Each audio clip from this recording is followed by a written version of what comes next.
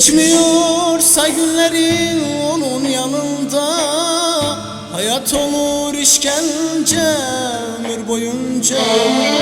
Geçmiyorsa günlerin onun yanında, hayat olur işkence ömür boyunca. Hele bir danılar hatırlanınca, İşte o an her şeyi anlayacaksın. Hele bir danılar hatırlanınca, İşte o an her şeyi anlayacaksın.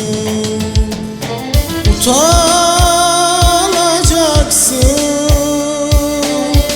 utanacaksın bana yaptıklarından.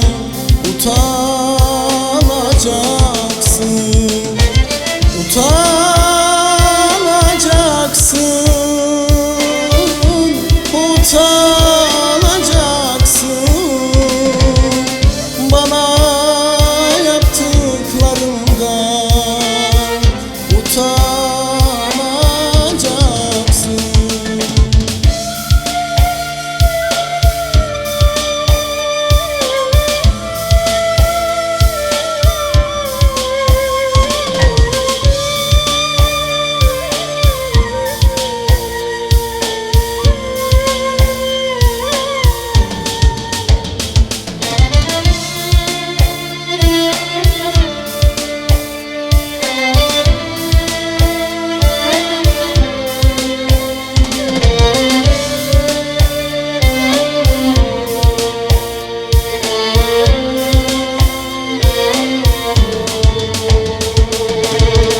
Dilerim Tanrı'dan aşık olursun, bana yaptıklarını ondan bulursun.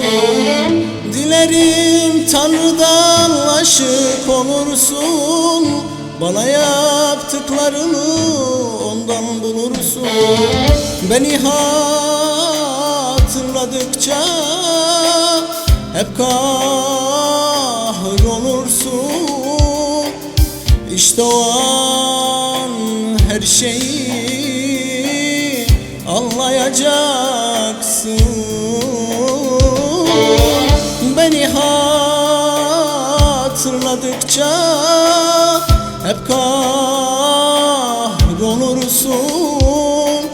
İşte o an her şeyi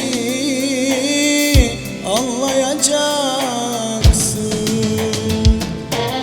Utanacaksın,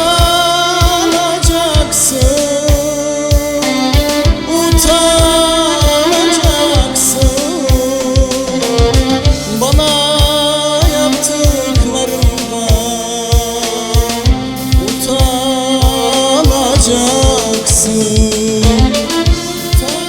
Bir gün gelecek ki istediklerime kavuşacağım, ama seni asla sevmeyeceğim. İşte o zaman kahrolacaksın ve gün geçtikçe sen de eriyip kaybolacaksın.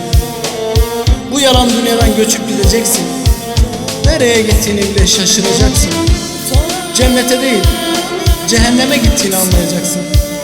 İşte o zaman tüm mutluluğu bulamayacaksın.